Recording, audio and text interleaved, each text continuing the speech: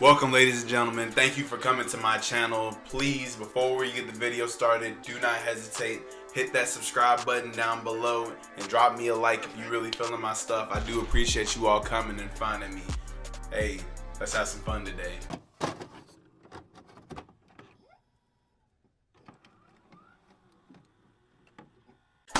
Oh man. Ladies and gentlemen, it's good to be back again. I know I'm a little late, especially with this one. I do apologize because I got a special guest, and I'm not even gonna front with you. Was not expecting this one. This fucking plot twist came all out of left field. So well, all right. Let me go and get into my tangents real quick. So, all right, shit. I had to get my life together. I'm sorry. So, I'm gonna be staring at this one for a little bit because I gotta check on it. Make sure my guess is good. So, welcome. Happy Thanksgiving for those of y'all. This is gonna be the Thanksgiving episode 10. Yo, man, it's fucking wow. And we made it 10 episodes in because I remember the first time I launched a YouTube channel. I don't even think I made it to 10 videos, and here I am doing 10 fucking over an hour long talks to a camera. Probably some sign of mental illness right there, but you know what? I'm just gonna let it fucking ride. Yeah, man. Fuck it.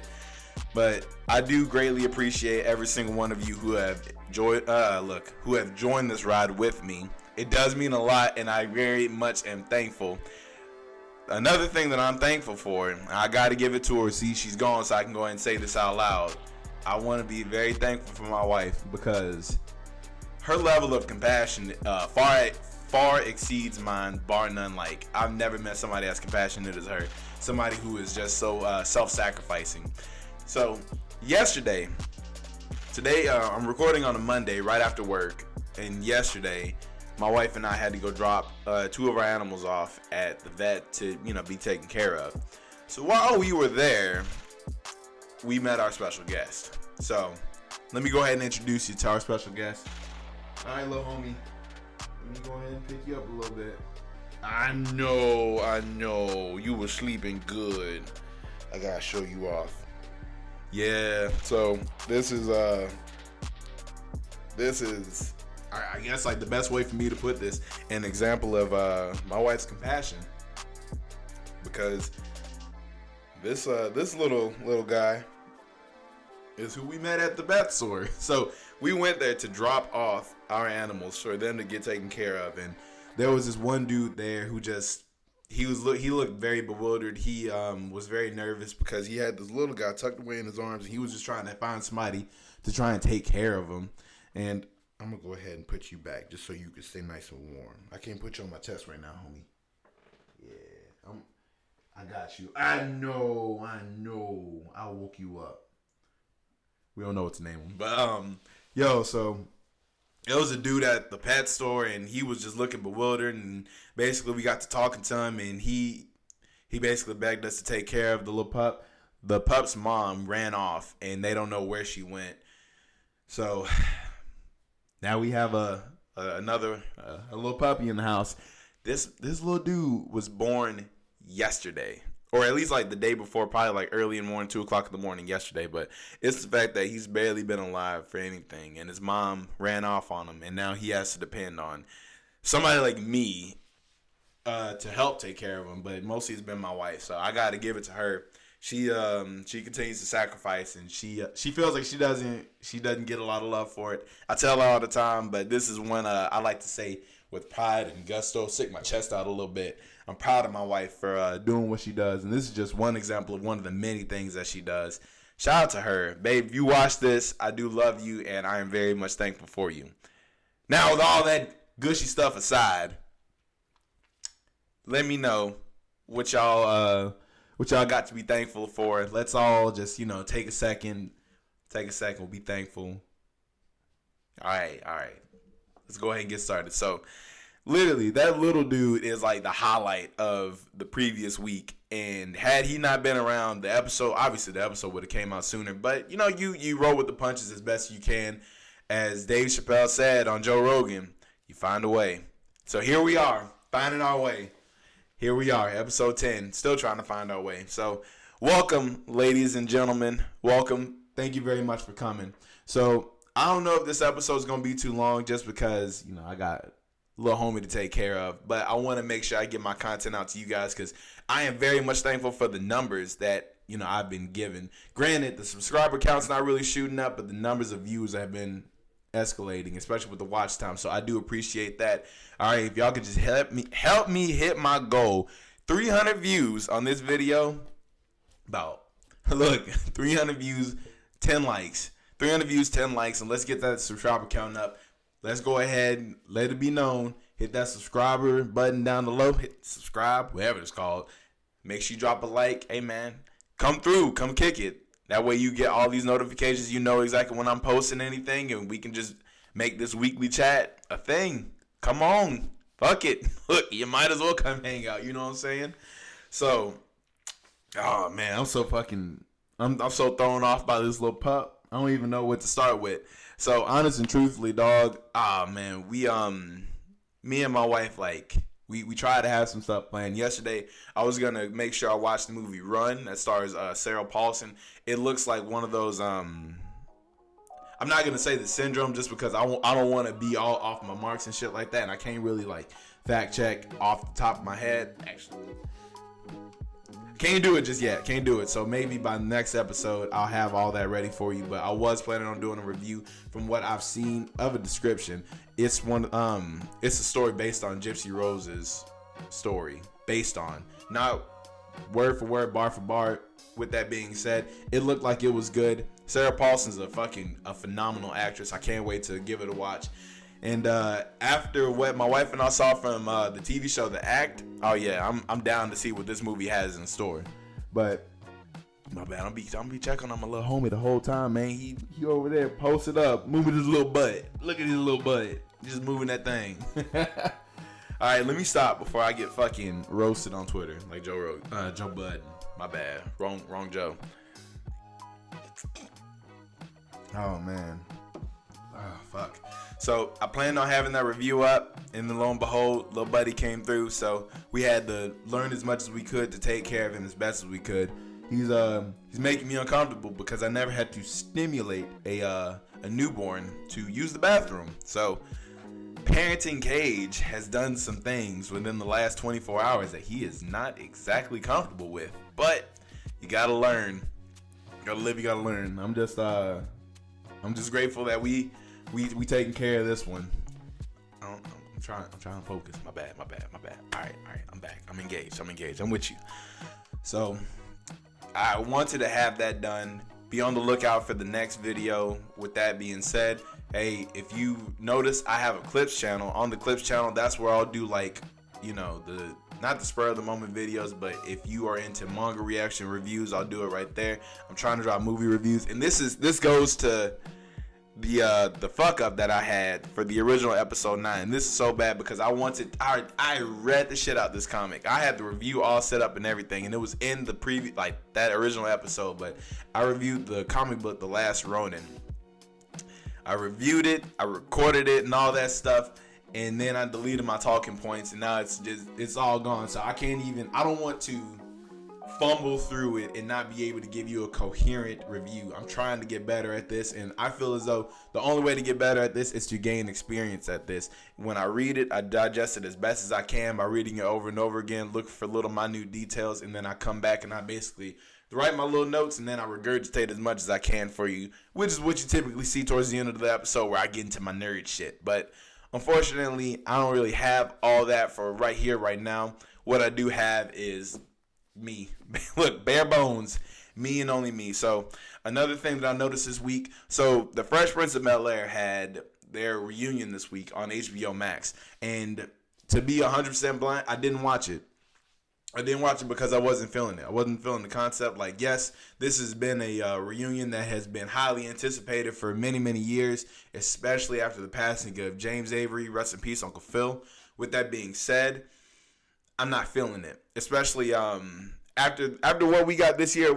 I think, in my experience, from what I've seen, we've seen a good amount of content that is directed towards nostalgia. Now, hey, look, man, within the last 5 years, we've gotten how many different remakes and reboots. We've gotten so many different things that's like supposed to key in on the nostalgia, and I'm not feeling a lot of it. The one thing that I can say 100% that has successfully fucking captured my nostalgia and dragged me into it and made me love it more than the original is the cartoon DuckTales. That's like the one thing that I can fucking give credit to, because that shit is fucking amazing. I love the shit out of DuckTales. Now, with that being said, back to the Fresh Prince of Bel-Air. I love the fact that they brought the original Aunt Viv and they have the newer Aunt Viv. With that being said, I don't have it in me to watch it. I don't know what it is that's like pulling me back. I'll see how some people feel about it. I heard some people say that it was great to see the cast together. Now, with that being said, I'm pretty sure there's in this year we've had Zoom calls of cast together, but this was special because this is actually them together on the set again. So that's one reason to be excited about it. I'm afraid of the slippery slope where they're just going to start bringing back all the other TV shows. Martin's going to get a reunion. Rest in peace, Tommy. Living Single's going to get a reunion. A Different World, like all of these different shows, they're going to start pulling these actors in because they're going to continue to bank on nostalgia. Like, look at my generation. My generation, I was born in 95, right? So in my generation, almost every day, I see a Facebook post that's like 90s kids know this, 90 kids remember this, 90 kids this, 90 kids that. It's very memory heavy, and it's like we don't have anything new to call classic for ourselves in this day and age. Now, with that being said, I have a lot of disagreements with that. I feel like there are a good amount of things that are classic to us. There are a good amount of things that are original to us. Granted, I don't have it all the fucking talking points to make an argument for it right now. I'm just saying this is what I've noticed from like my initial thoughts and reactions, just seeing like the Fresh Prince of Bel-Air is gonna get a reunion. But that's really it for that news right there. I'm gonna take it to some consideration. If I see enough comments or if I hear some other people from different forms of social media tell me that it's worth the time, worth looking at, then I'll be more than happy to watch it and to give my review on it and tell you how I feel about it. But from what I've seen from a bird's eye view, the cast everybody looks amazing. That's that black excellence, cocoa butter, baby, shea butter, all that fun stuff, that coconut oil. Everybody looks like they're a smooth 33. Hey man, that's some good ass genetics. I got to give it to them. So another thing that I noticed in the news, and I don't really do this often, but this is how you know I'm like pressed for fucking talking points. I'm really pressed for talking points today. I got to be real with you. So I saw that Wonder Woman 1984, I think that's right in the year, 1984 is going to be coming to HBO Max. All right, so I do believe this is going to greatly hurt the movie theater industry.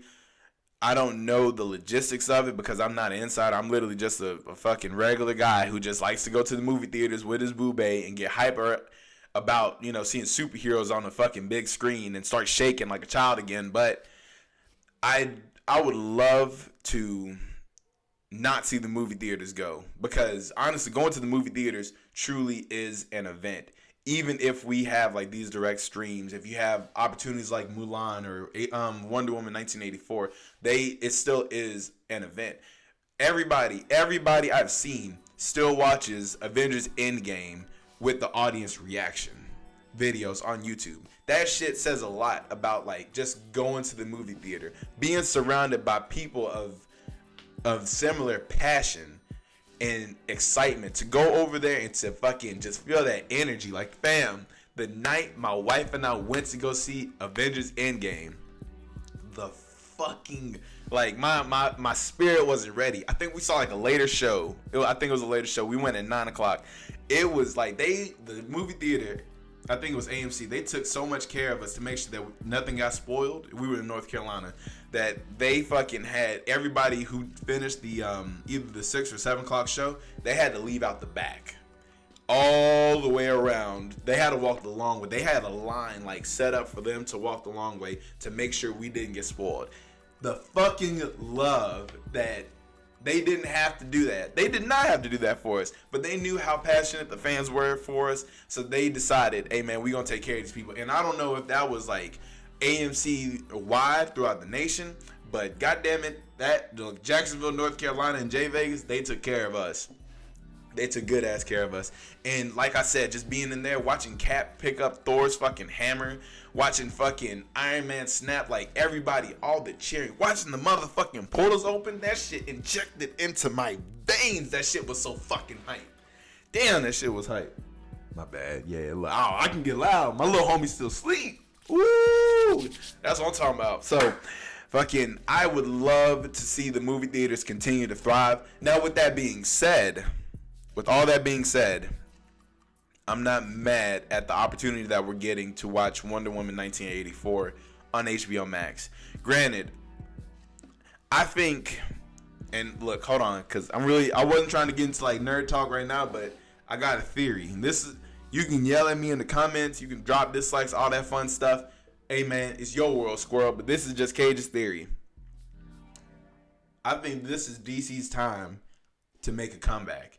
If there is ever a time for DC superheroes to fucking come back to life at all, show some sign of life, it's with Wonder Woman 1984 and Zack Snyder's Justice League. And there's a reason why that shit is coming out on HBO Max sooner rather than later, just because Marvel hasn't released a movie in 2020. The next Marvel release is supposed to be in 2021. Now is the time for them. I'm sorry. I'm excited about this one just because from what we were promised of the Zack Snyder cut to finally get that into fruition. Like in the trailers, they're singing hallelujah because it wasn't supposed to come through. After what Zack Snyder's been through, to see his vision on our TV screens, that's going to be a blessing in itself. Now, with that being said, if it proves to be leagues better, like I'd give Justice League a 6 out of 10, like without anything fancy. Like it was just okay. It was an okay movie. I liked how they finally got Superman's personality right. And with that being said, that was pretty much it. It was fun. It was funny as shit watching the Flash lose his mind when Superman looked at him through the Speed Force. But with the Zack Snyder cut, we're getting so much more. We're getting the motherfucking black suit Superman. We're getting the first look at Darkseid. Steppenwolf looks fucking better. Shit looks like an entirely different movie, but the same movie at the same time. And that makes me question how much did Joss Whedon have to redo within this movie. So that's something to be on the lookout for. Now, if this movie captivates us to such a magnitude, to such a degree, that people continuously go out and get HBO Max subscriptions just to watch the Justice League, like the true Justice League movie, oh man, the possibilities are endless. The possibilities truly are endless. That gives DC much more leg room to make that comeback. And then you can expect to see like a Justice League 2 somewhere on the horizon if Justice League Snyder Cut really does blow expectations like that. And after a movie like Shazam and how successful that was, oh yeah, you know Shazam's gonna show up in Justice League 2. It just gives so many more opportunities. And I think there's a Green Lantern Corps on the way, because even in the original Justice League movie, there was a Green Lantern in the fucking movie. So we're gonna get a Green Lantern one day. Like I said, it's so many opportunities right now, and the fact that the MCU, from what I've been reading, doesn't have a set, stable, like this. They don't have a long arcing plan anymore. They're just gonna start releasing like I wouldn't say like small individual stories, but that's essentially what it sounds like. Because if you're getting a Captain Marvel 2 and a Blade and the Eternals all like within the same phase, I don't see how they can correlate with one another. Space, street level, literally cosmic level. So like it's not really mixing up with me. If you feel otherwise, let me know in the comments below, because that's just something that just intrigues me. So back to the strategic thinking. Hey man, DC needs a couple wins right now, just because I haven't heard of any animated movies coming out soon. Like I haven't heard if they're gonna have look, the animated movies, in my opinion, animated movies and animated TV shows, and maybe some of the live action shows, have been what's keeping DC afloat. I've been hearing from a lot of comic book fans that they're not feeling what they're putting out. Like, a lot of people are not really feeling what they're putting out. With that being said, if it floats your boat, by all means, I haven't seen a DC comic or even a Marvel comic that truly like grabbed me, that made me say I need to read this. now in quite some time. Hell, that's why I'm reading Teenage Mutant Ninja Turtles. But with that being said, there's no shade to nobody. I'm just waiting for a certain level of quality before I invest my money within anything. With that being said, I'm excited to see what's going to happen. I really am. I'm excited to see what kind of chess moves we get from DC because from what I'm seeing, I think they're in check. They've already been in check for quite some time. I think they're just avoiding checkmate right now, but we'll see where that goes right there. All right. Little homie still asleep? Man, look, depending on the breed. Look, me and my wife said depending on the breed is what we gonna name him while we still got him. So if he's like something small, yeah, he's gonna get a name like Sheldon. Sheldon. Or fucking, what did I say? Clyde. Carl. Something like that. One of those names. Or, look, by the way he looks, we were told that the mom was like a lab and a fucking wiener dog mix. And we saw a picture and she looked small. But for some reason, his ears are cropped. And his body's not that long. So, look, I'm pretty sure this dog's a fucking wolf. My wife said it's a bear. So we're going to see. Hell, if he's fucking huge, I'm keeping him. Like, I will ride this dog into the fields of battle. Fucking raise this goddamn wolf with my hands. These raising hands. Proud father, if he's big. If he's small, less proud. Less proud father. All right, ladies and gentlemen. So we've hit a couple talking points for a little minute. So I got to go ahead. You know, I got to give you my weekly fucking my weekly rant. This NFL shit's kicking my ass. It is kicking my black ass. All right, so I think there was a little bit of a lag there. My computer's raggedy as shit. So yeah, let's get into some of this. Let's get into some NFL talk just because, like, the Philadelphia Eagles, it makes me not want to talk about the NFL. That's how bad my Eagles are playing, dog. That's how fucking bad they've been playing recently. Hold on, I want to pull up the stats. So, yesterday, the Philadelphia Eagles played the Cleveland Browns. Eagles were 3-5-1 when they came into the game. The Browns were 6-3. So they have a much better record than us. They're playing good. They're not playing bad. But for some reason, I still felt hopeful about this just because I knew of the urgency.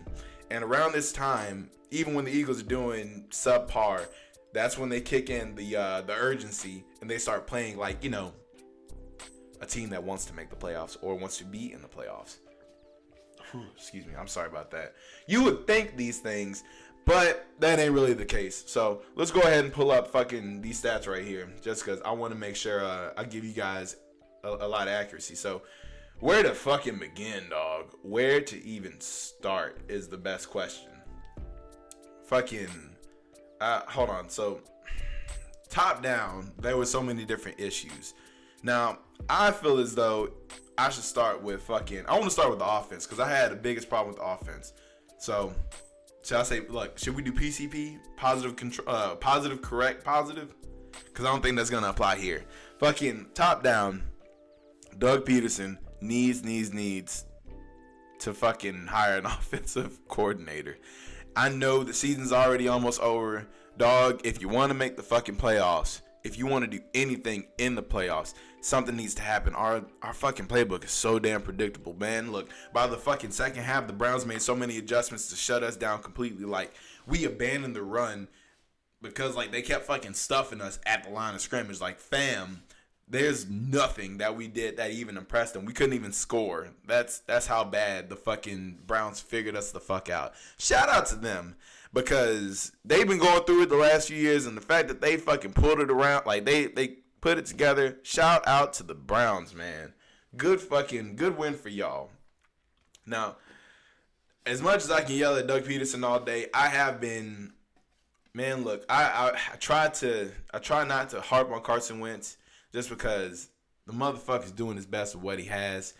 Trust me, he ain't got a lot. He's getting hit. I think he has He has the most sacks in the league. He has been hit the most times in the league is what I'm trying to say. Fucking his offensive line is damn near damn near gone. They fade away. They leave almost in the middle of the game to go get some fucking corn dogs or some shit. But out of all his issues, my irritation with Carson Wentz is it's in like basic shit, dog. There's plays where he literally holds on the ball too much.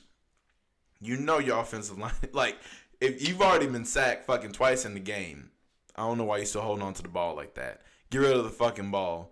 It got to the point where it was at some point in the second half. I want to say it was in the towards the middle of the third quarter where he just started throwing the ball at the lineman's feet. I don't know if that was out of irritation because he's not getting the protection that he needs, but man, the fucking pressure was on like a motherfucker onto the Eagles. I really want to pull up how many times Carson Wentz ended up getting pressured. Just because that shit, it was bad. It was almost like the fucking defense was truly not the defense. The offensive line just did not show up in the game. Oh, where's this shit at, man? Because that fucking play, I think the play that got me the most, it shows like so many different levels of fucked up the offense had. And that was when Carson Wentz threw his first interception that ended up being a pick six, which, you know, got the fucking Browns going, if anything else. Fucking Carson Wentz is literally sitting in the pocket. He's holding on to the ball, and he has time to get rid of the ball. He made his reads. He didn't see anything there, but he's still looking for it because he's trying to make something happen with nothing. The wide receivers aren't getting any separation on the one-on-ones, so he's trying to make something happen. He ends up getting fucking rocked. He got his shit fucking rocked in the back while he was in the middle of a fucking throw, and the ball is just fucking floating in there. It seemed like it floated for fucking ever. This shit, it fucking flew in slow motion. And I saw the pick coming, and I just, oh man. I didn't react to that one because I was like, all right, I'm really not surprised. Really, really not surprised on that one. And the fact they got ran in, like I said, no surprise whatsoever. The one that infuriated me was the fucking safety.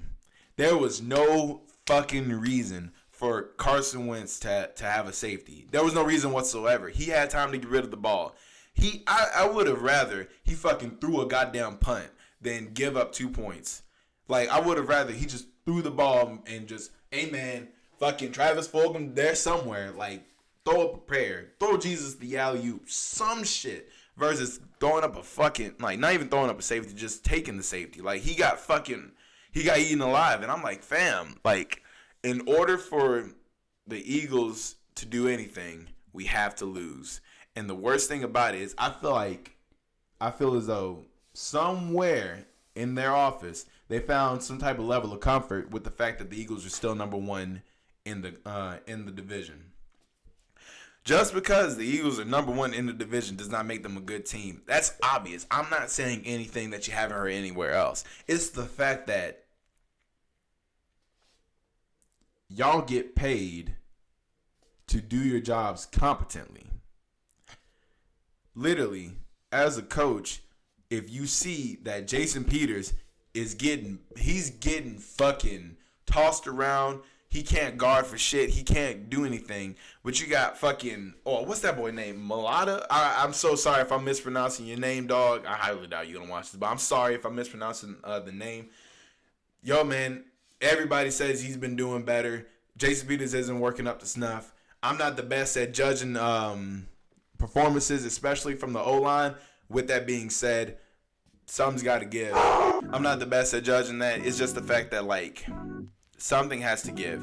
Jalen Hurts does the same thing every time. Like, I don't know how Jalen Hurts feels about being an Eagle right now. I really don't. Just because you got drafted just to go do the same play, and the fact that teams are figuring that shit out. I think this last quarterback draw that he did, the one play in the game, was like the most yards he's gotten from that play since the first 2 games. Like, yo, man, something has to give. And the way that it looks like Doug Peterson's lost his team. Like, yo, when the offense can actually gets down the field and puts points on the boards, the defense immediately gives points back. Like, immediately. Baker Mayfield looked fucking efficient yesterday. Baker Mayfield was 12 for 22. 12 for 22 for 204 yards. Carson Wentz was 21 for 35 for 235 yards with 2 touchdowns, 2 interceptions. Baker Mayfield didn't have any touchdowns, but he didn't have any interceptions. So, you know, a little bit of a better QBR on Baker Mayfield's behalf, 24.7. That don't seem too high, but Carson Wentz is still 20.2. Fam, I know it's not 2017 anymore. I can't help but hold Carson Wentz to a high standard because you see the spurts of greatness. You see spurts of being at least a B+ quarterback, just because when he gets outside the pocket, he can throw on the run. Carson Wentz he can still drop bombs. He has the accuracy. You can see it. It's some of the decision making, holding onto the ball, throwing into double coverage. Like, fam, he's stressing me out, man. He is stressing me the fuck out. And before I continue, I gotta continue to give credit. Where's that main Ward at? I need to make sure I give him the proper credit that he is due. Fucking that main Ward put the fuck on yesterday. He had a good ass game. Look, Alshon Jeffrey. Look, I'm stressed. I wish there was some Baileys in this here coffee. Boy, he fucking... Yo, shout out to... I think his name is Denzel Ward. Shout out to Denzel Ward because that motherfucker moved Alshon Jeffrey. Alshon Jeffrey jumped and just gave up on the play. Just fucking gave up on it. Like, yo, man, there's no buy-in for this team anymore. Even as a fan, I'm sticking with it because I'm loyal and, I'm loyal to a fault. To where I'm watching a train, like, I'm literally watching a car crash. The car has already crashed, but it seems to not, nothing seems to happen. It just seems to keep hitting the wall over and over again. Like, yo, man, hold on. Now's the only time I can actually say this, but have you ever heard the definition of insanity? Yo, Voss said that shit the best. Like, this is literally insanity at its finest right now.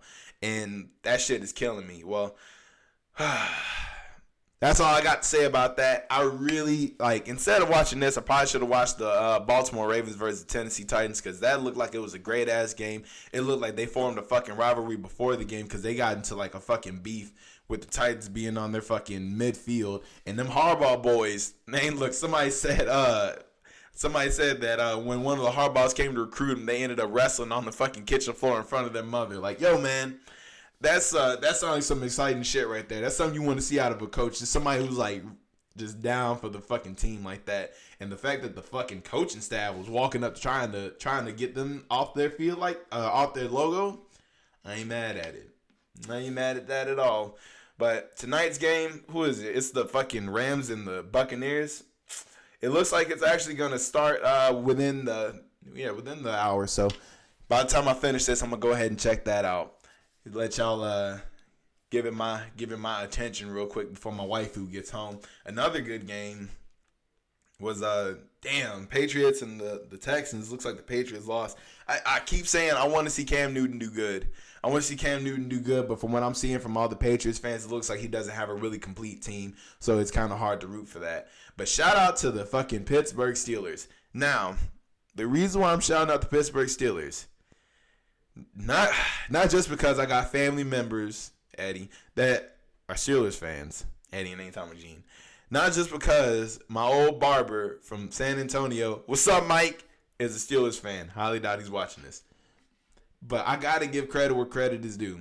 Them boys is still undefeated. And I'm not going to be mad if I hear black and yellow playing again just because they make it, then they go the distance.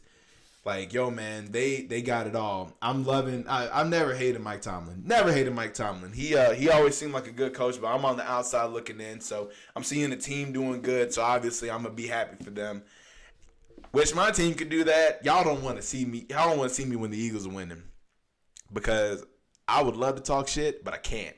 Because I'm a fucking nerve wreck. Because I'm like, oh, when is this shit going to end? Look, when are we going to get brought down to earth again? Man, 2017, dog, I started talking shit after the clock hit 0, and I said, we won the fucking Super Bowl. We actually won. Huh. Who would have thunk? Look, fucking, I don't trust that shit in the slightest. As soon as I start talking shit, that's when the whole team literally falls apart. Like, literally, they just walk off the field. That's how bad luck I have. But That is it for that. So we're gonna stop with the NFL talk. We're gonna go right into the basketball because baby, ooh, the fucking free agency. Man, there has been so much shit that popped off. I have no idea where to start. I have no idea where to finish. So the best thing I could come up with for, the circumstances that I'm in, this motherfucker really sleeping good. He's about to keep us up all night. So the best circumstances I can come up with is just to tell you who I think are truly going to be like the biggest problems. Like what conferences, what divisions within the NBA. Because man, oh man, out of all the teams that made free agency moves and draft moves, I think I'm starting on the low end. So I think the Charlotte Hornets did good with drafting LaMelo Ball. I think they did great with with signing Gordon Hayward. Hey man, shout out to Gordon Hayward. Thank you for all 4 things you did in Boston. And I'm not trying to be an asshole when I say this. It's just we expected more from Gordon, and unexpected circumstances happen. It's all a part of the game. I'm glad Gordon Hayward is out there. He's getting that bag. I ain't mad at it. Boston apparently just didn't yo man, they didn't want to give the money to him. My thing with Gordon Hayward was the fact that he this previous season, he no shit at times was our best player. Just kept getting injured. And the fact that I literally watched the boys, especially in the bubble, still make it all the way to the Eastern Conference Finals, without him, I'm happy. I'm not on a sour note. I'm not sour at all about him doing what he feels as though is best for him and his family. So I wish him the best. Go forth to do great things. At the same time, I'm still interested to see what kind of sign and trade the Hornets are going to do with the Celtics. With all that being said, LaMelo Ball, Terry Rozier, Devontae Graham, Bismack Biyombo, Gordon Hayward, we'll see where that goes. We'll see who elevates who. I don't really see this as a top 4 team in the East, though. Nothing about the Charlotte Hornets strikes fear into my heart. If they prove me wrong, they prove me wrong. I'm man enough to admit when I'm wrong. Fucking next team, I'm going to go ahead and talk about. I think this is a sleeper. I don't know if I can trust them just yet. The Atlanta Hawks look like they might be a fucking problem. They look like they might be something to worry about. So hold on. Let me just go over who they recently got. Because I feel like this team might surprise me and keep me up at night. So they just picked up Bogdan Bogdanovic. Really hope I'm pronouncing his name right. Picked him up. They still got Clint Capella, John Collins. They picked up Chris Dunn. They picked up Danilo Gallinari. Kevin Huerter looked like he showed some promise towards the end of last season. They went ahead and got Rajon Rondo, and they still got Trae Young leading them all. They have a nice young core. And then they added not just experience, they added some pretty good playoff experience. Clint Capella being in the playoffs, Rajon Rondo being in the playoffs. I don't think Bogdan's been to any playoff series just yet.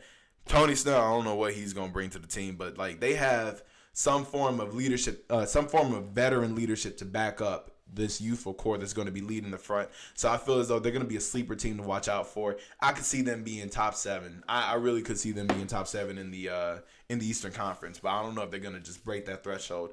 The Southeast does not look insanely strong to me because I only see Miami Heat get coming out and leading them and giving anybody the most problems out of them. Second place, Atlanta Hawks.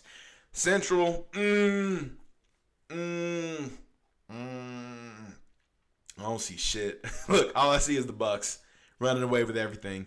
I don't see a damn thing. Hey, man, if I get surprised, I get surprised. But, I'm not seeing anything from them. And I hope Giannis stays with the Bucks because if he goes to Miami, fuck. Woo, shit. I'm gonna be a even worse wreck. So, we'll see where that goes right there. Now, to the fucking the wild East. The fucking beasts of the East. Man, look. We got some shit going on over here. So, Boston Celtics, Brooklyn Nets, the 76ers, Toronto Raptors, the Knicks. That's all within the Atlantic. Now, with that being said, I feel as though it's anybody's conference. I feel like this is anybody's division. I'm sorry, I keep giving the wrong word. The reason why I'm saying that. All right, so I'm trying to figure out how to approach this. We know Brooklyn's gonna be a fucking problem. Kevin Durant took even extra time off to make sure he's coming back better than ever. He's coming back a different animal, but the same beast. Kyrie, exact same thing. Didn't even go to the bubble because he wants to make sure he's in top condition. They still got Karis LeVert who can get you at least 20. At least. That motherfucker is cold. He dropped 50 on the Celtics last season. And they got Spencer Dinwiddie, who can at least get you a 40. How about he dropped 40. I think he dropped 50 at one point last season. I can't really remember off the top of my head. But fucking the Brooklyn Nets look like they're going to be a fucking problem. And they just re-signed Joe Harris to a nice-ass deal. They made sure to keep his ass right where he was. Fucking, let's go ahead and check out the 76ers. So I know the 76ers just recently picked up Doc Rivers. But I don't know if they made any huge roster changes. But still, I wouldn't want to sleep on the 76ers because Doc Rivers doesn't strike me as a bad leader. I think he can get more buy-in. I think he can get more buy-in from Joel Embiid. So yeah, the 76ers went ahead and they picked up Seth Curry, big pickup. Danny Green, I still think that's a big pickup. I think he had a bad series. We'll see how he bounces back. Maybe he has like a chip on his shoulder, like Antonio Brown. Fucking, they still got Ben Simmons coming back. Like really, the team, their season fell apart because Ben Simmons got injured. Joel Embiid, he did his best, but like Ben Simmons is a huge factor with that team. I'm not counting them out in the slightest, but I don't think they're going to be there. I think they're still going to be in playoff contention, honest and truthfully, because the East doesn't seem like the powerhouse the West is about to be. With that being said, the Raptors, I'm not finna sleep on Nick Nurse. Nick Nurse has done some fucking magic, especially with how they took the Celtics to Game 7. So the Raptors went ahead and picked up Aaron Baines. I think that's a really good pickup from them, especially to replace Marc Gasol. He's going to give them more activity, especially because he's younger. At the same time, that's a fucking... Rest in peace, Tommy Heinsohn. That's all of Australia right there. So he's going to give them some good work. Unfortunately, they did lose Serge Ibaka to the LA Clippers. So we're going to see what happens with that. Van Vliet did come back. Now, granted, there's still a lot of free agency left. So we'll see if they make any other changes.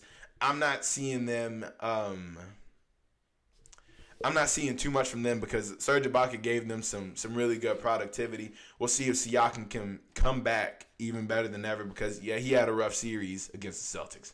Yeah, playing those mind games. But now we got to get to my boys, my team, man. All right. So let's go ahead and get the cat out of the bag. Yes, we lost Gordon Hayward. With that being said, I'm like I already said, I'm sad to see him go. But picking up Tristan Thompson, it ain't Miles Turner, but I ain't mad. Like, yo, when I saw Tristan Thompson, I said, word? Like, Tristan Thompson has kicked our ass for years. Even if his team loses, Tristan Thompson puts up numbers.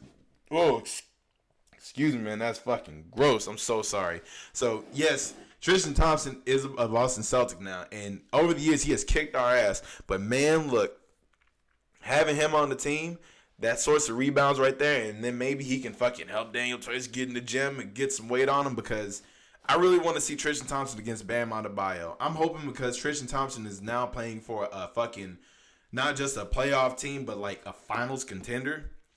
I think that's going to give him more buy-in. He's 29, so he's still young. I think he's gonna buy in more, and he's going to give us those fucking numbers that made us say, oh shit, who the fuck is this Tristan Thompson, especially in the rebound category. And then on top of that, we went ahead and got Jeff Teague. So now that we no longer have Brad Wanamaker, we lost him to the Warriors. Good for him. We got a veteran coming off the bench. I'm not expecting Jeff Teague to give us fucking 15 a night, but man, if him and Marcus Smart can fucking lead this bench unit and get some good productivity out of them, I wouldn't be mad at that. What I'm really hoping is that we get another bench piece because we drafted Aaron Nesmith, Patton Pritchard, and Yam Madar. I know nothing of these guys. I have to get my research up on them. I saw clips, highlights here and there, but nothing that made me say, okay, I trust in what everybody else is saying. I want to see with my own two eyes. But from what I'm hearing from what everybody else is saying, Aaron Nesmith is supposed to be this knockdown shooter. Apparently, he was the best sharpshooter from the draft. The Celtics could definitely use a sharpshooter because the Miami Heat showed how clutch that is. Duncan Robinson, Tyler Hero, fucking kicked our asses collectively. Can't be mad at that. But my main people to watch out for in the East, Celtics. Excuse me, get some bass in my voice. Celtics, Nets, and I don't know shit about the Knicks. I'm not even finna waste my time. If the Knicks do something this season, I'm gonna get my research up and renege on everything I just said. But watch out for the Celtics, Nets, Bucks, Heat, Hawks. Yeah, that's the 5 right there. And then we'll see who falls into the bottom 3 category, especially with the new playoff format between teams 7 and 10. All right, so on the other side of the aisle, it's a shit. Look, it's not a shit show, but damn it, if the Wild Wild West ain't a fucking thing. Honestly, man, I cannot sit here, look in this camera, and say that the LA Clippers are still on the Lakers level, because I feel like losing Montrezl Harrell was insane. Losing Doc Rivers and Montrezl Harrell were fucking detrimental, and I don't know where the chemistry of the team is going to last from this point, but watch out for the fucking Suns. If there's any team just looking at the roster that scares me right now, it's the fucking Suns. Just because Devin Booker has already arrived. Devin Booker is here. He's letting you know who he is.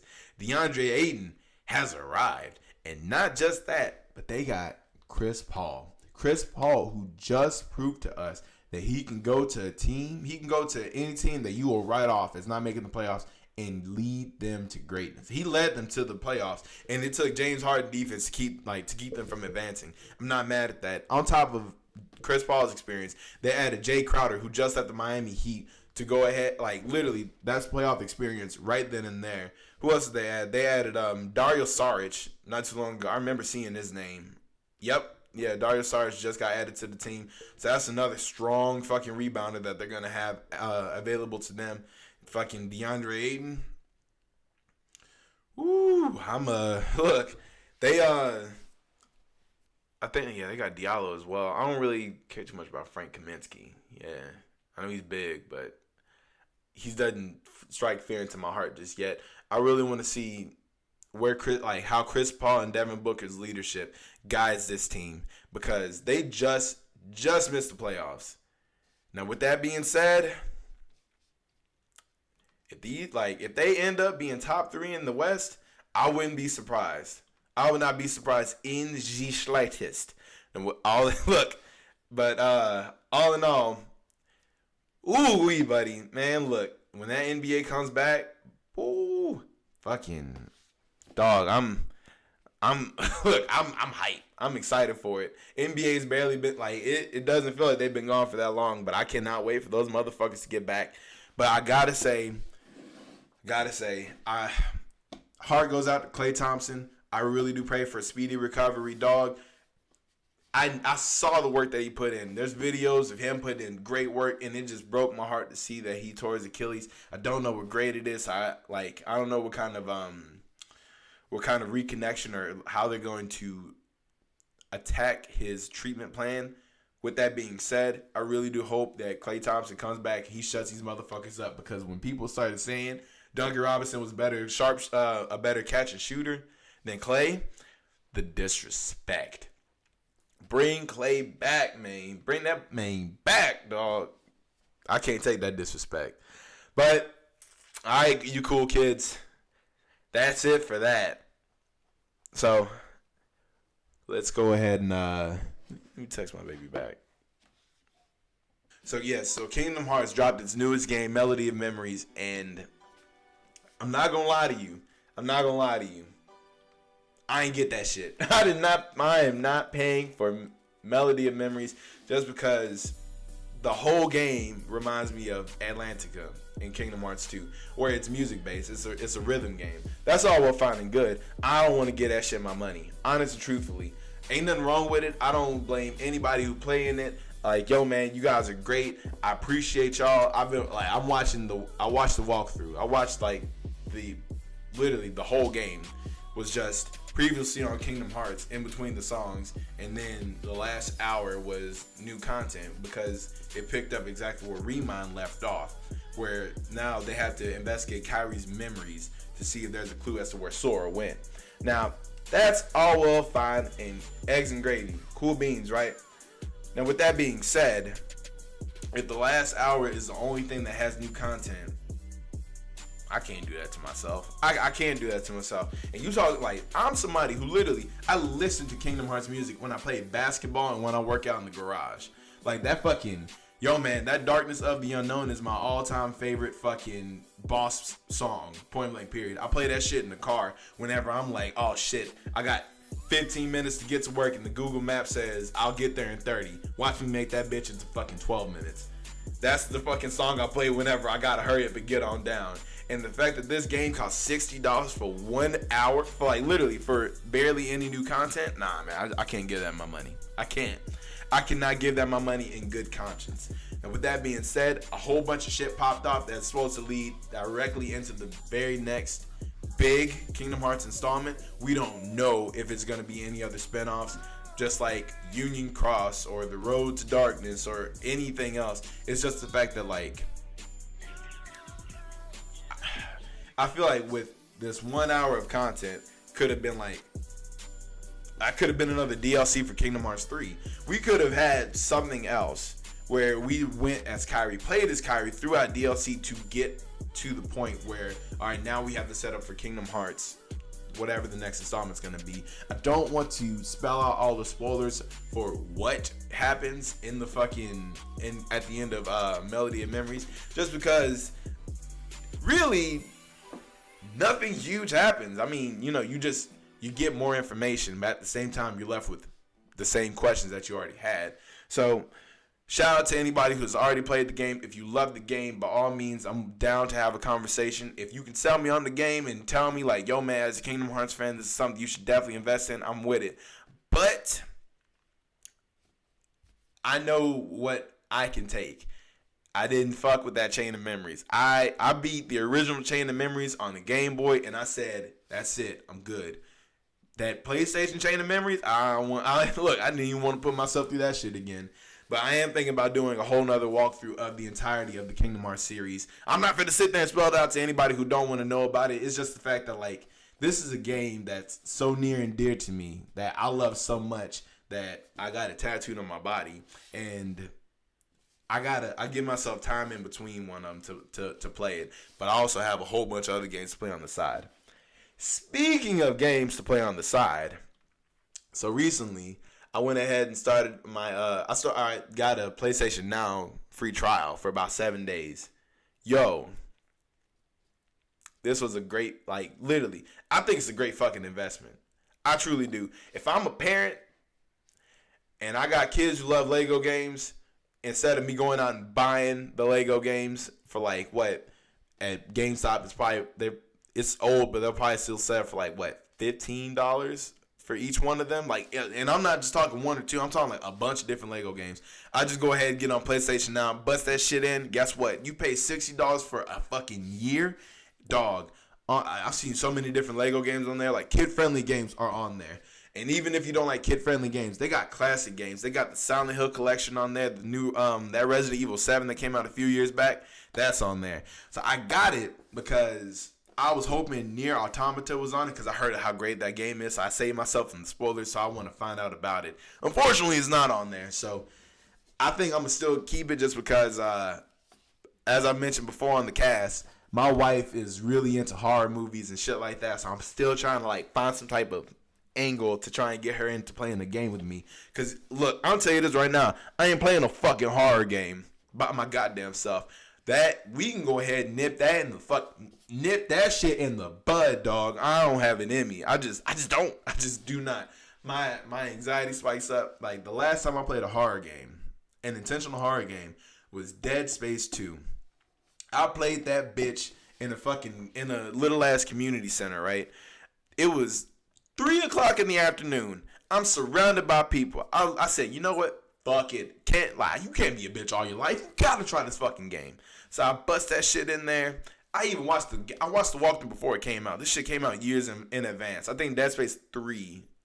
No, yeah. So Dead Space 2 had been out for a long time already. So I knew what happens in the game. Dog. I barely made it through the prologue. Nigga, I was still in the fucking straitjacket. like when the shit started popping off and I'm running for my life, it's 3:00 in the afternoon and I'm fucking freaking out. I'm scared out my fucking mind playing this game. And literally the last thing I saw, I went to the area and the dude gets picked up into the ceiling by one of the fucking necromorphs, whatever they're called, and I'm still in the straitjacket and I walk into a room and nothing but the air vents come down. And just like I jumped so hard, I said, you know what? Pause. Eject. I'm gonna play Devil May Cry. That way I can feel like I'm still fighting the same monsters, but I'm not defenseless. I can like keep a bitch in the air if I want to. So that's how I compensate. Fuck you if you got something to say about it. Like, yo, man, look, I couldn't do that shit to myself. I couldn't, but if you could, more power to you. I even found myself rewatching some like old walkthroughs of different horror games, and how my cheers, man. I gotta watch at different angles, cause you never know when some shit's gonna jump out at you. But that's all I got for that right there regarding video games. Look at me. I'm about to show y'all something. No, I'm not about to show you something, but I'm gonna tell you something. This is the way. When I tell you this fucking Mandalorian, that shit was good. So I only watched, so the last cast I did episode 1. So the only things I've watched since is episodes 2 through 4, just to make it to the mid-season so I can tell you how I feel about it. Man, look, the more I watch this motherfucking Mandalorian, the more I fucking love the Mandalorian. Just because the more I see his personality come through, the more I'm enjoying it. The more I'm seeing how, like, little baby Yoda just does what he wants, the more I'm fucking loving it. Like, yo, fam, you about to name you Yoda. You just do what you want. Look at you. Yeah, you trying to get comfortable. But look, I'm sorry. I'm here. I'm focused. I'm engaged. Fucking. So, with, like, where do you even begin? So, last place we picked off, Mandalorian picked up little baby Yoda. Him and little baby Yoda like, all right, bet we about to go ahead and get on down, get to the ship, and get on back there so I can get my money. By the time he gets to the ship, the Jawas ended up like raiding his shit and then getting on down. This motherfucker has to strike a bargain to get all of his shit back. So in that bargain, he has to go and find the egg. So what ends up happening is he goes to a Mudhorn's cave and try to retrieve the egg. The Mudhorn wakes up and they duke it out. The big twist is the fact that like little baby Yoda ends up using the Force to save his life, and he ends up having a dishonorable kill. I think I mentioned this before, where I talked about like there's an old Predator 2 game that came out on the PlayStation 2. I can't remember. It's like Concrete City, something like that, where you have honorable kills and dishonorable kills. So something along those lines. The reason I'm bringing all that up is because I really want to get into like the lore of the I guess the Mandalore way. I don't really know the history behind it. I really need to like hit my fucking Star Wars guys up because they give me the information. They give me the lowdown and dirty on it. So the cool thing about all that, so after he gets his life saved, gets all his parts back, fixes up his ship, he leaves and he goes back to, the fucking underground world or wherever he was. He gives up baby Yoda and he gets a bunch of Beskars, whole bunch of Beskars, and he like upgrades the fuck out of his armor. And some of the vernacular that was used that really caught my eye and that like hooked me the most. Episode 3, my bad. The Sin, that's probably my favorite episode so far in the season, just because of how like in depth we get a little more, just a little tidbits more. So with that being said, you see more Mandalorians. You get a heavier infantry in Mandalorian. I thought like all Mandalorians were basically bounty hunters, but it seems like he's the only one. Just like he's the only one without a fucking jetpack. You got the heavy infantry one. You got the armorer. You have like different looking ones, but they all reside within the same belief system, which is the Mandalore way or the way of the Mandalore, something along those lines.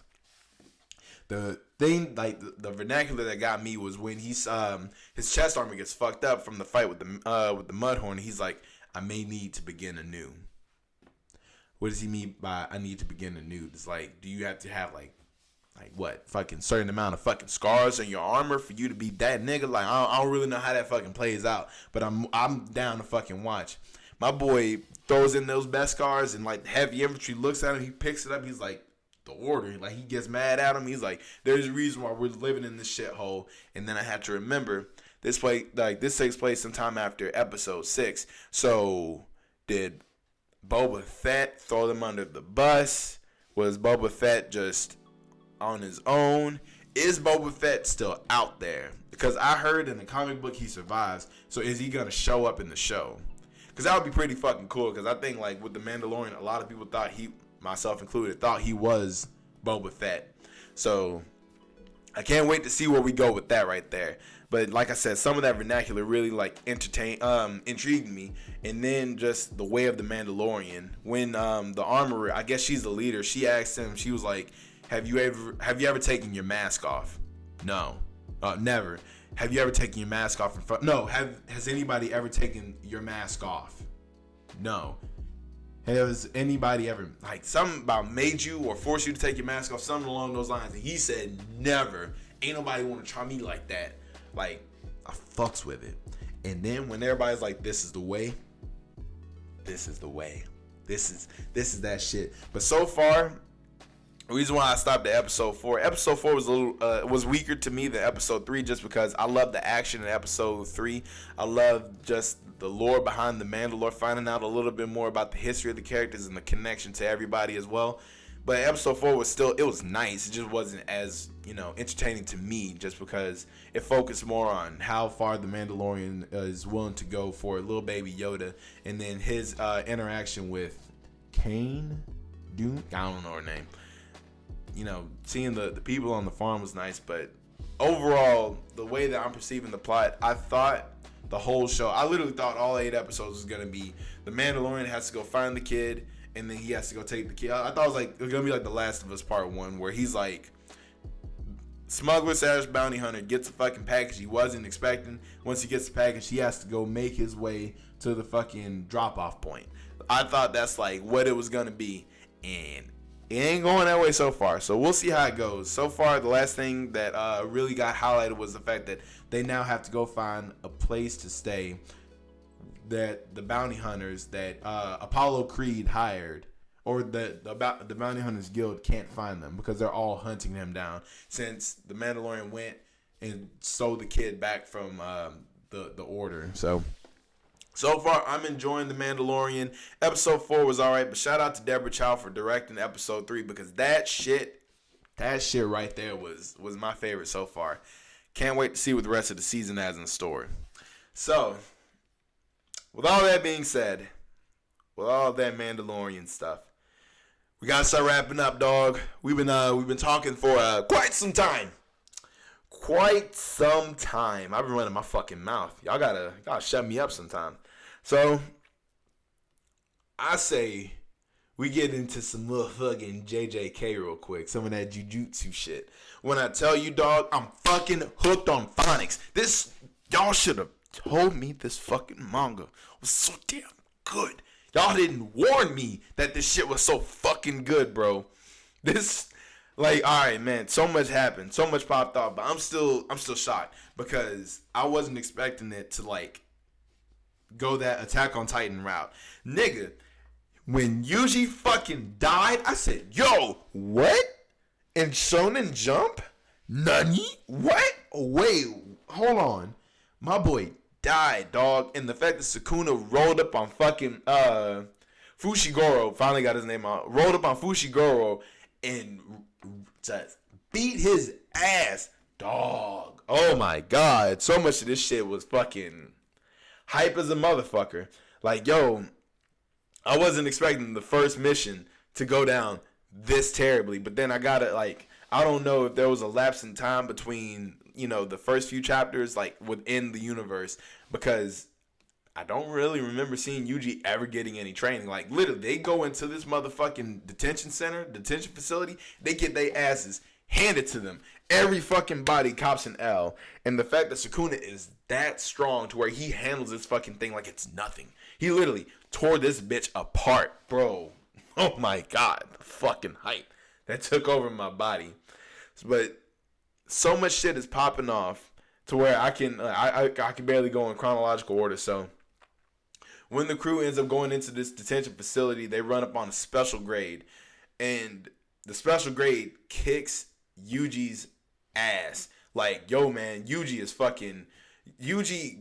goes so far, like, he's so traumatized by his ass whipping that he ends up, like, filling himself up with all these negative emotions. And in these negative emotions, like, this dude manifests some type of, I think he starts manifesting his own cursed energy. That shit right there was already fucking hard.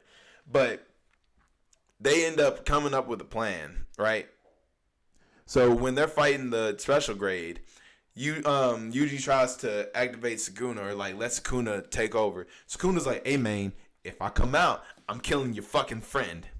So let's go ahead and get that shit straight. So Yuji's like, all right. So before we do anything, before we go anywhere, Fushiguro, you need to get the fuck on down, because that thing's gonna kill the both of us. So he's like, all right, if you get on down and you leave, you let me know, give me a signal, and then I'll let Sukuna take over.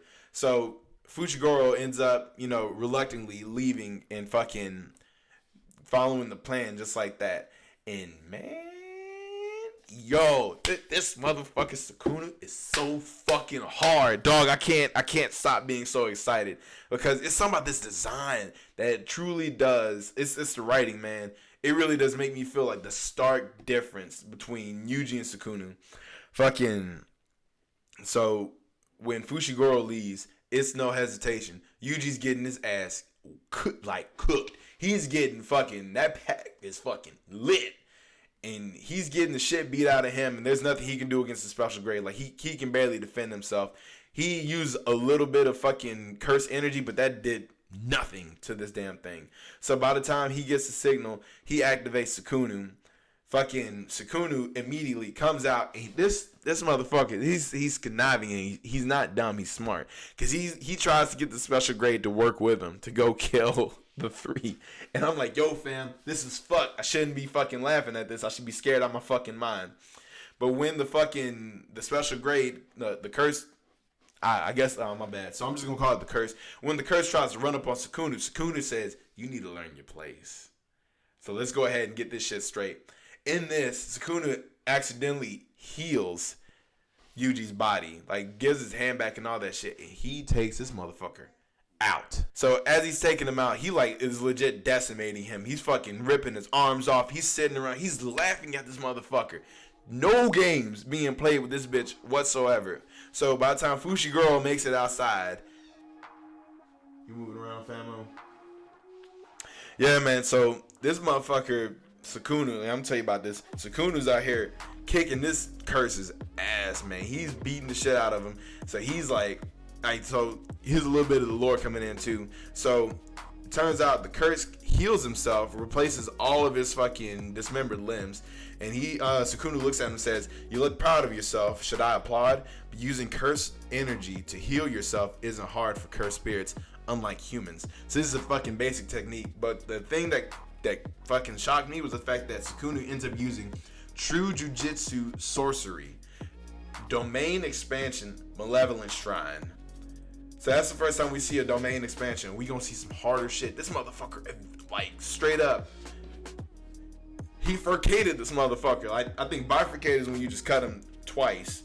Trifurcated is like 3, so he cuts him into pieces, bits and pieces. So I'm not even gonna try to do that. But he ends up extracting one of his fingertips from him, and he eats it himself. So with all that being said, Sukuna finishes him off, and then he tells Yuji, he's like, all right, if you're gonna change back, hurry up and get it over with. But he doesn't respond. So because Yuji starts having problems, this motherfucker, look at this fucking smile, dog. He starts smiling, and he knows he's finna fuck some shit up. He immediately goes outside, and he runs up on fucking Fushi. And just to fuck with everybody even more, he said, listen, Linda, listen. It's only a matter of time before he comes out. So I've been thinking of my next move. If he comes out, you good, bud? You good now, homie? Fucking up my review, dog. I'm about to name you Yuji for some reason. So Sukuna ends up taking out Yuji's heart. So as soon as Yuji switches back, dead immediately. And him and Fushiguro end up getting into a fight after he eats the fucking the next finger. This is the third finger that Yuji's body consumes. I'm not gonna say Yuji himself. So they get into it, and Fushi can't. He can't hang. He cannot hang at all. Fucking Sukuna tells him, let's go all out from the start, but Fushi, obviously, he's trying to use strategy against it, but against this raw talent, not even raw talent, this raw power and fighting experience, he can't do anything. And what ends up happening is Sukuna absolutely destroys fucking Fushi's shadows, takes that the fuck out, beating his ass left and right. I think one of the crazy things about this is fucking, hold on, I want to make sure I see it. So Yoshikigami used shadows as an intermediary. And here it is. So he says, I don't get it. Back then, why did you run away? So with that, he's saying, like, Sukuna is letting him know, like, you had an opportunity to win against the special grade. So that shows that Fushi's gonna have some, like, really huge power up.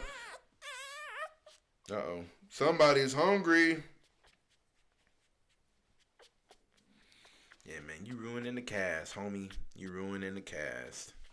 Yeah, man, so fucking, it looks like Fushi starts, like, revving up to try and get serious about this fucking action that he's about to put him through. And fucking, first thing he says is 8 handles.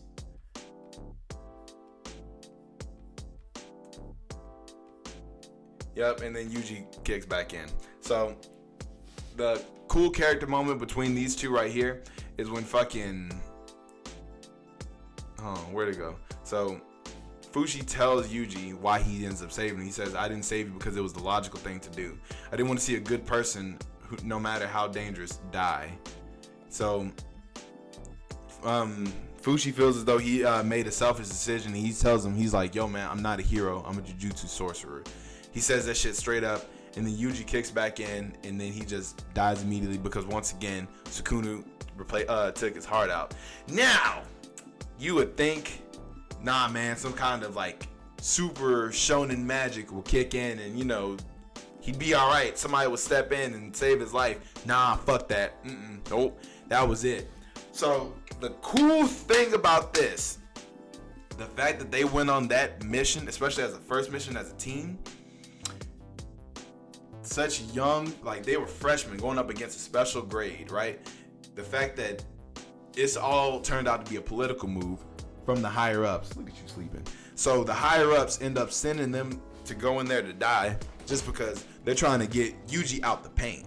They're trying to go ahead and, like, they wanted him dead right then and there, especially while Goju was away, so he couldn't protect them. That shit right there. Ooh. So now some shit's popping off, and Goju's pissed, and he's talking about some, maybe I should just kill all the higher ups. And the way that this motherfucker fights, I think he will. Look, something about Goju just tells me he will not survive. Something about Goju just says he ain't going to make it to the end of the series. I don't know what it is. He reminds me of Kakashi, but he's too damn strong for his own good. They're gonna have to get him out the paint. So, but he does live up to being the strongest. So we're gonna get into that in a second. So while they're, like, he's talking to the other faculty members of the schoolhouse in Tokyo, they're sitting right next to Yuji's body while they're fucking discussing everything. And meanwhile, oh man, hold on. Yo, for as fucking in-depth as I read the chapters, you would think I remember the names by now. Yeah, I really don't need I don't need a list of strongest characters. I just need the names. Ooh, shit, I'm hungry. Alright, so yeah, so Nobara and Fushiguro they're just sitting around there, like, they're taking it all in, and they're trying their best not to show too much emotion to one another. They don't want to reveal themselves to be as vulnerable. You can tell Fushiguro he has experience dealing with death before, but I think he's still fazed by it. Meanwhile, Nobara, she's trying to play hard, but she ends up, like, her stomach's all twisted. So when that happens, their seniors start showing up, and then they reveal how they're gonna try and train them for, what is it, the Winter Festival? Yeah, so, I'm sorry, the Winter Festival. The Kyoto Sister School Goodwill event. So, that's going to be the next arc that we get into.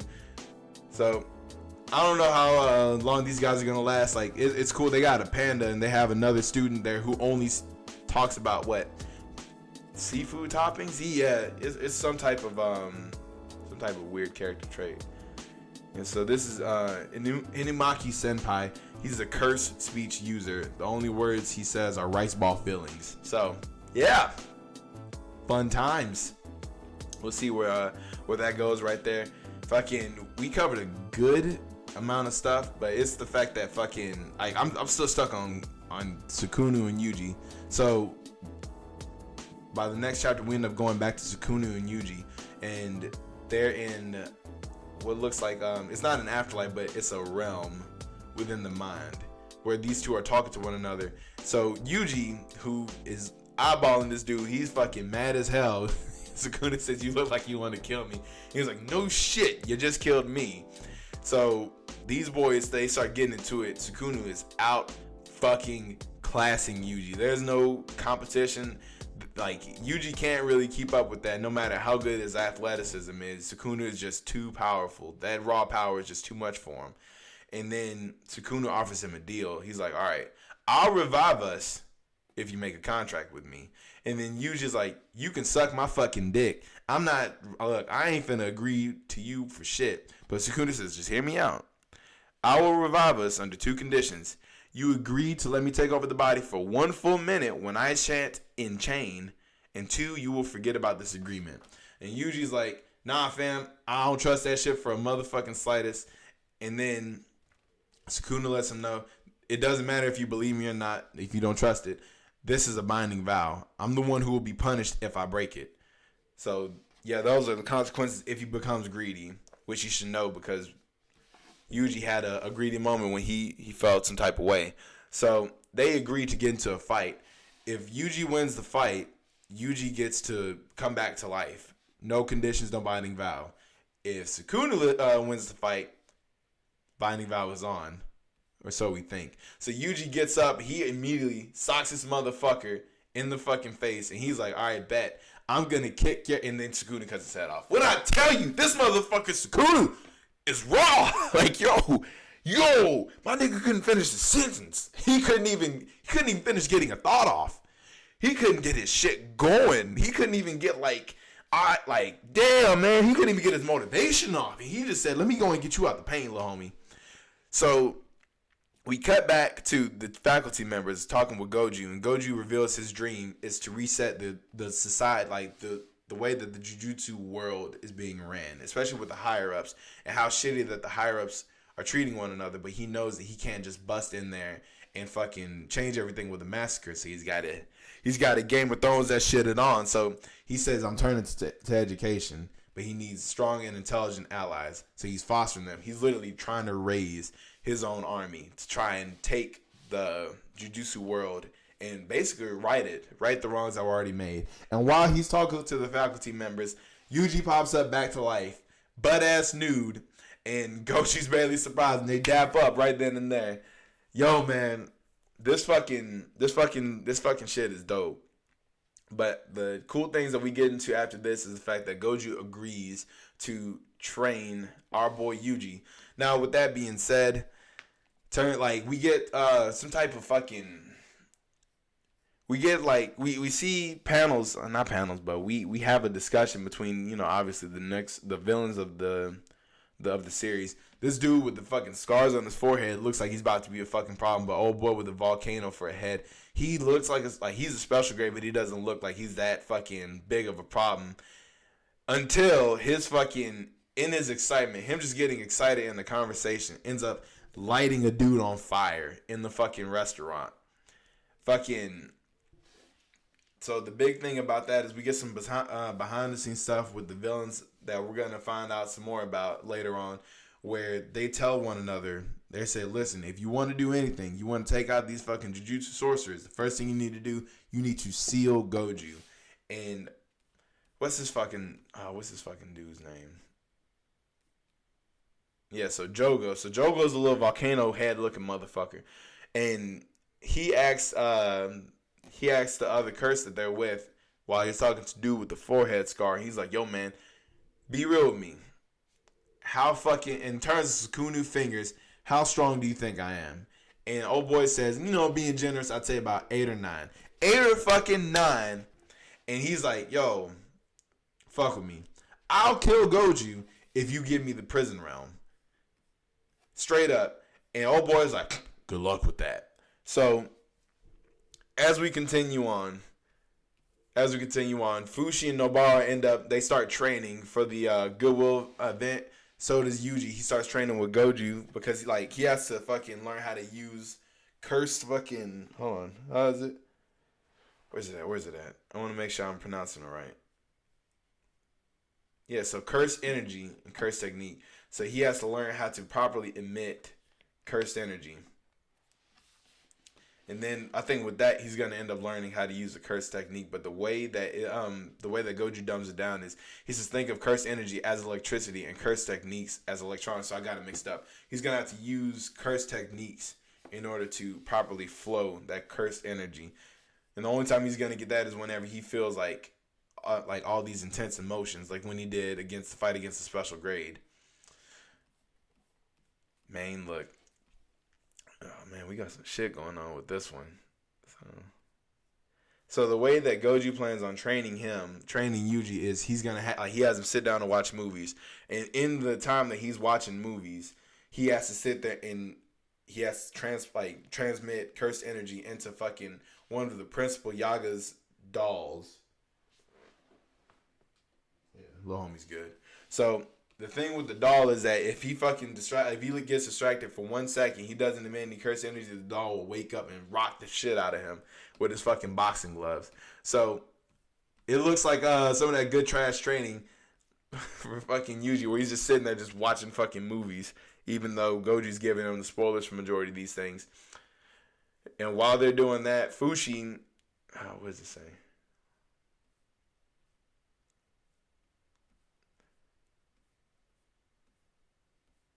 Yeah, so Fushi's still training with the senior class, but he has they're over there trying to conspire as to how he's gonna get stronger, but he starts thinking about what Sukunu said about him about him having a chance to actually go toe to toe with the special grade, and his comment on why he ran and how it was a wasted opportunity. So Fushi's got some shit cooking up as to how he's going to be able to fight back and get better at it. So while they're doing that, the fucking volcano-looking motherfucker Jogo runs up on Goju, and Goju says, fucking bet.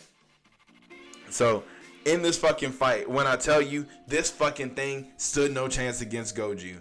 And goddamn, look, if I'm gonna try to explain Goju's powers, fucking Goju handles this motherfucker like he was nothing. It was damn near embarrassing how fucking Goju did his ass so damn dirty. When I tell you this shit is fucking so fucking hyped to watch. Goju really does stand up. He said that he's the strongest, and it's hard to argue with this motherfucker right now. When they're both going toe to toe, and this dude who has 8 or 9 Sukunu fingers, Goju's treating him like he's just a fucking grade 1 demon or grade 1 curse. So when the Jogo dude says that he felt like he hit him, he physically felt that he hit him. He says, "All right, look, for the short version, it didn't hit me. What it hit was the infinity between us." So this motherfucker Goju can control fucking. It looks like he can control space. The shit that this motherfucker can do, he legit is so fucking raw. He holds hands with this motherfucker. He's embarrassing the shit out of him. One punch and it hurts the fuck out of him. And the worst thing about it is that he's still not fucking trying. So what ends up happening is fucking shit, man. Goju, I don't even know how to fucking explain this shit. So Goju has a curse technique reversal. He's just red, where he's saying basically, I just bring it into reality. So infinity is something that's naturally there. I just bring it into reality. Convergence and divergence. If you touch this empty space, what would happen? And he he beats the shit out of him. He's got this motherfucker on the ropes is an understatement. He's beating his ass left, right, up, down, all around. And then he stops. Literally just fucking stops and says, you know what? This is a good time. And he leaves. He leaves the fucking battlefield. And he just comes back dragging Yuji like it's fucking nothing. Thank you. Alright, so we pick up right after he brings Yuji onto the battlefield. fucking Jogo's wondering like, why the fuck would you do that to yourself? You literally brought a fucking, what are you using him as a shield? Like, he's literally gonna be a fucking liability to you. And Goju says to his fucking face, oh, we should be good because you know you're so fucking weak. That sets this dude off, and it turns out that I guess like their fucking their ultimate attack that all curses have is domain expansion. So yeah, so when he does domain expansion, Jogo's is Coffin of the Iron Mountain. So I guess it warps reality to where he's inside a volcano. That's what it looks like. So yeah, the domain expansion, an environment constructed with cursed energy and manifest through cursed technique. Yeah, so the detention facility, when they walked in a few chapters ago when they fought that special grade, it was unfinished. So that's why it looked like it was endless. Well, I guess with a complete one, you're in a set area, so it's more confined.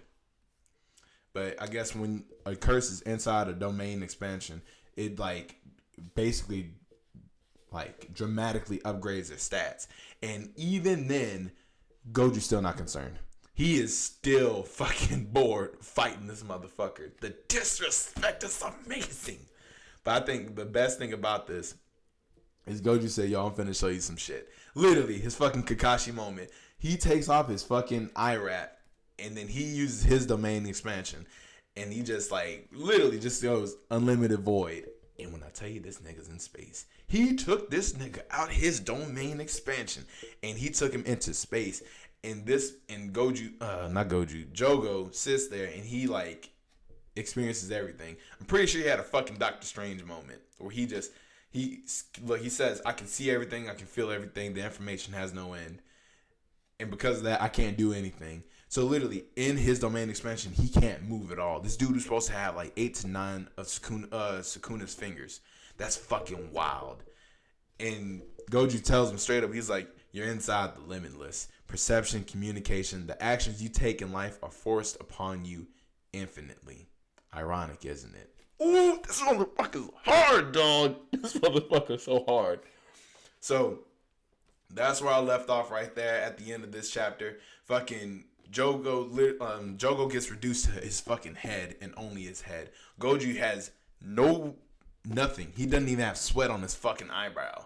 He beat the shit out of this fucking dude. When I tell you, Jujutsu Kaisen has me wrapped up around his fucking finger, and I can't wait to read more. Honest and truthfully, I said I was just going to get it to chapter 20. I'm going to try to stick to that, but I don't think that's going to be the end of that arc that we're in now. So I'm going to, like I said last time, it seems like it's shorter arcs. So I'm going to finish the end of the arc. And that's where we're gonna stop at. So a lot went down. A lot continues to go down. I can't wait to keep watching this, keep reading this, and I can't wait for the English dub because from what I'm hearing, it's fucking amazing. So when that English dub comes out, I'm gonna be the fucking first one in there.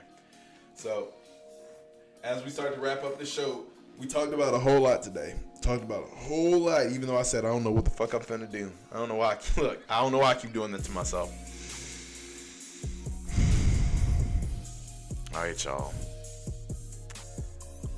Let's get into this goat piece, baby. Let's fucking get into some goat piece. So, we'll go ahead and we'll just get the chapter review started. So, hopefully you guys got a chance to watch the chapter reaction. Welcome to the chapter review. Late to the show, but you know how I do. Fucking, we pick up with Nami and Usopp being saved by Tama, where Nami, right after her fucking emotional moment where she shows that she has Luffy's back and, she tugs on the heartstrings just a little bit, she immediately, trolls Usopp. Usopp's fucked up and she's like, I'm good though, so that's what matters. Fucking, they ask Tama how she got here and Tama says, I got here on the enemy ship. Or not on a enemy, but the enemy ship. So, with that being said, she has the fucking baboon fighting Page 1.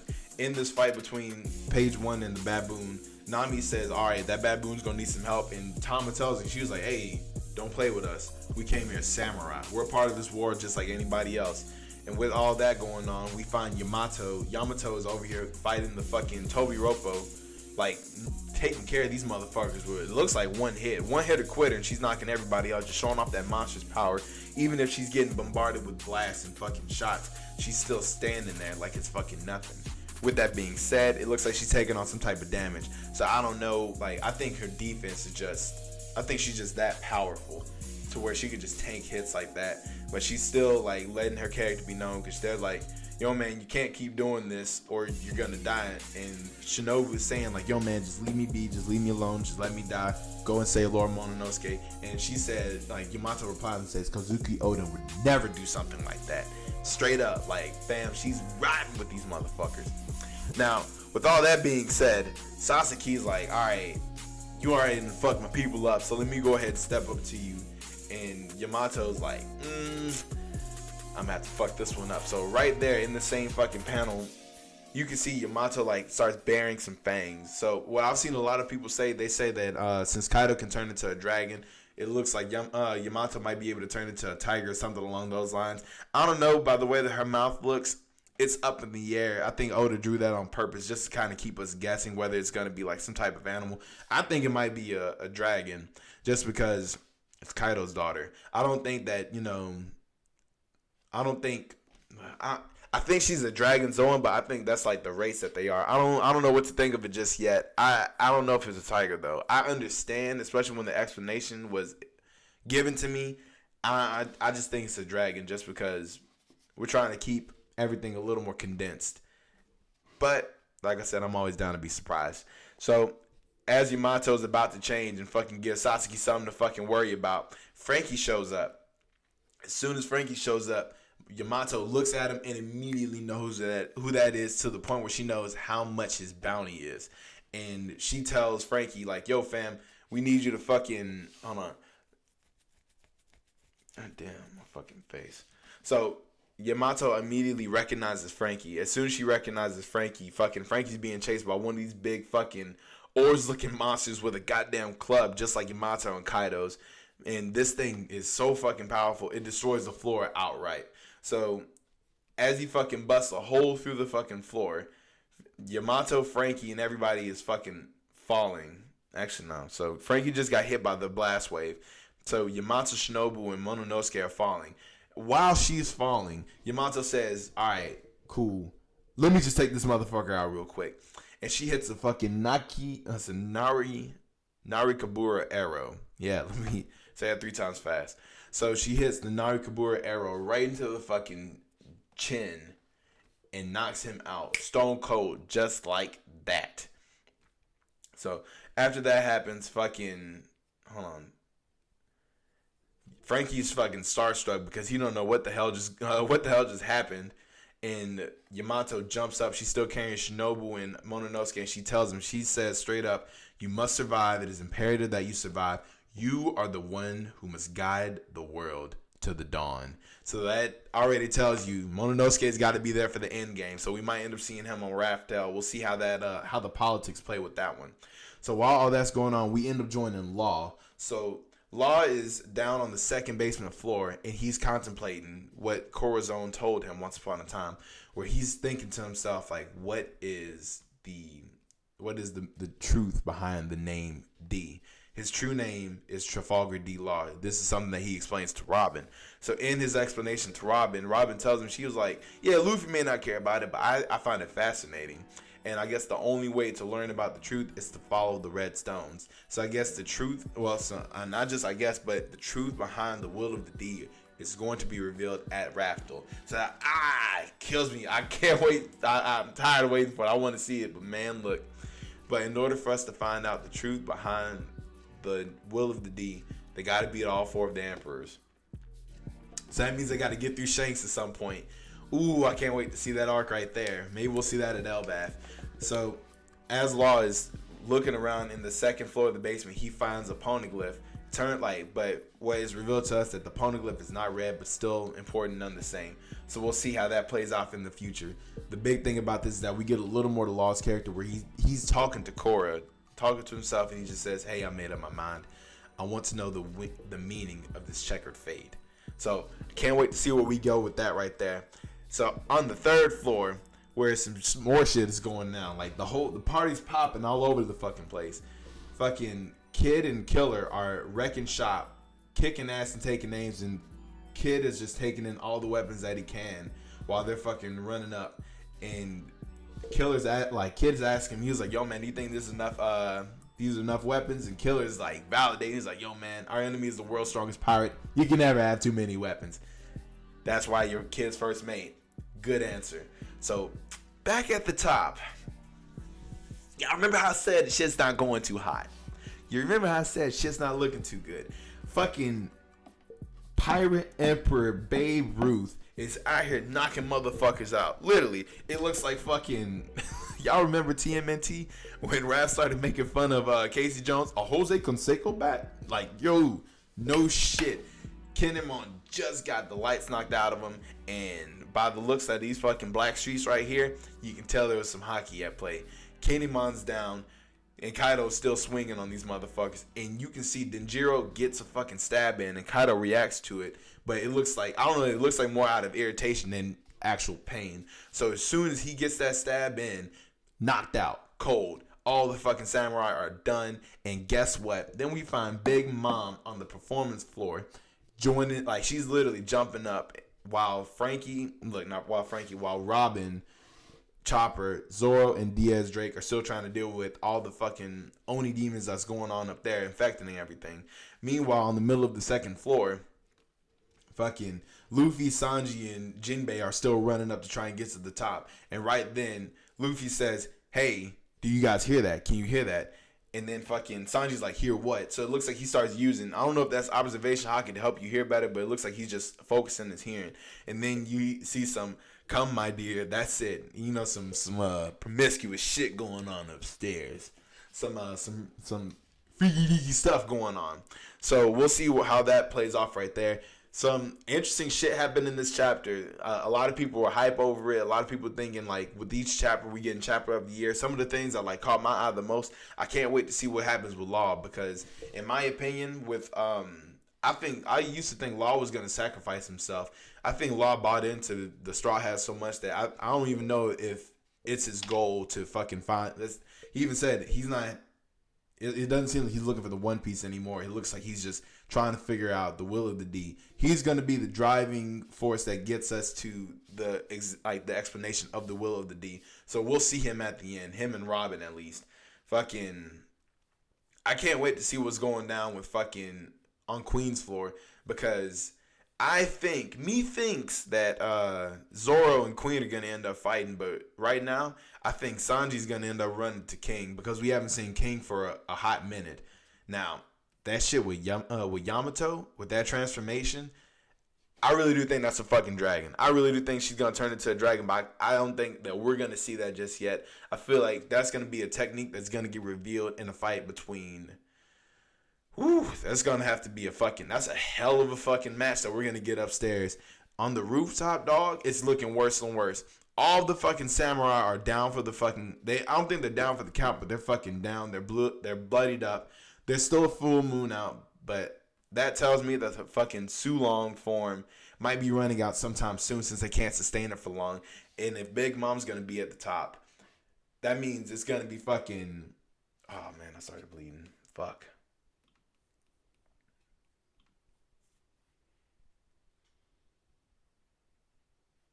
You know, I'm bleeding down here. Whatever. Let's finish it. So if they get so when Big Mom gets it to the top, that tells me it looks like it's gonna be the three captains, the three captains and the samurai versus Big Mom and Kaido. That's what I'm thinking right now, because so far Law is on the basement floor, but it doesn't take him long to travel, especially with his ability room, with how far he can expand. Fucking Kid is already on the third floor, so he's already ahead of Luffy. That tells me, like, that's that right there. And Jinbei and Sanji, their whole goal is to get Luffy upstairs as soon as possible without him sustaining a lot of damage or exerting a lot of energy, so he has more energy to fight Kaido. So I really do think it's going to be the three captains versus the two emperors. And to quote Mr. Morridge, I think the raid of Onigashima is going to end in failure. So what a lot of people have been saying, that these type of plays that this arc has been sent, that it's been stylized after, it's supposed to be a 5-part, and we're only in part 3. Dog, we got some heartbreak ahead of us. And if all the samurai are already down now, at least 2 of them got to die. At least 2 of them are going to die.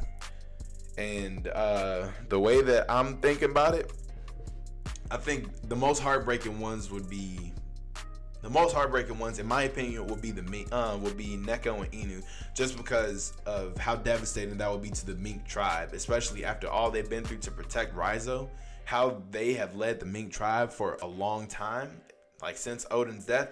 I think that's gonna change up the socioeconomic world of One Piece, especially regarding the minks and who's gonna have to take a leadership from there. With all the rest of the samurai, I'm not saying that they're not as important. I'm just saying on a scale of importance to the One Piece world, I guess like you can say Kinemon with his relationship to Momonosuke, but like I said, I can't wait to see how this shit's gonna play out. I got my money on Kaido and Big Mom in I think in a series sweep, honestly. In game 4, fucking Straw Hats, Kid Pirates, Heart Pirates, don't matter. Look, the Yonkos and 4. That's it. Game over right there. So that is all I got with that one. This has been a long one. I can feel it. I'd like to say happy Thanksgiving to all. Amen. If you made it this far, please, please, please join the family. Come on and join in on this feast over here. Come on and join in on this content I'm giving you. Subscribe, like, and hit that little bell for the notification. I have been Chris Cage. Please make sure you follow me on all other forms of social media. I got my Instagram in the description below. Amen. Y'all go forth and go do great things. Happy Thanksgiving.